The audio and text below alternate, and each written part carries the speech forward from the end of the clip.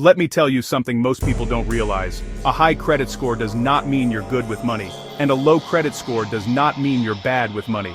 Behavioral economists have known this for years. Most people just haven't been told. Credit scores don't measure wealth, they don't measure discipline, they don't even measure financial health, they measure how predictably you repay debt. In behavioral economics, this is called signal measurement, a system designed to signal reliability to lenders, not success to individuals. So when your score goes up, it simply means you've proven you can borrow and repay consistently. That's trust, not prosperity.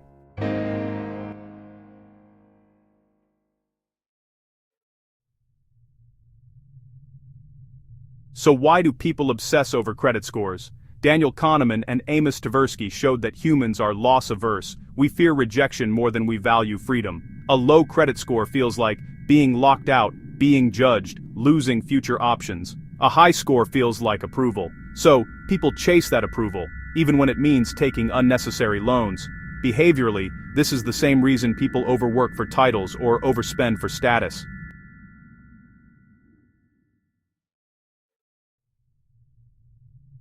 Here's where things get dangerous. Behavioral economist George Loewenstein showed that humans discount future pain. Credit separates pleasure and pain. You enjoy the purchase now, you feel the pain later. This is called the time discounting effect. That's why credit cards don't feel like money, and that's why people with excellent credit can still live paycheck to paycheck. Good credit increases access, but access increases temptation.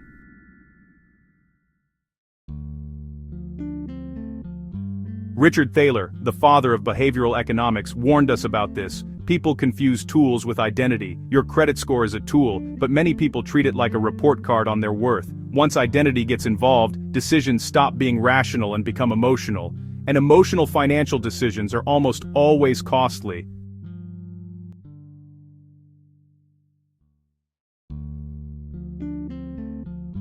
Behavioral research doesn't say credit is bad, it says context matters. Credit helps when it acquires productive assets, reduces friction in cash flow, is part of a clear long-term strategy. Credit hurts when it funds lifestyle inflation, masks overspending, creates false security.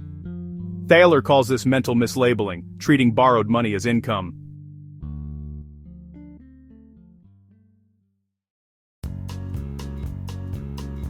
Instead of asking, will this improve my credit score, behavioral economists suggest a better question. Does this reduce future stress and increase future options? Because cash buffers reduce anxiety, savings increase self-control, low debt increases cognitive clarity. None of that appears on a credit report, but all of it predicts real well-being.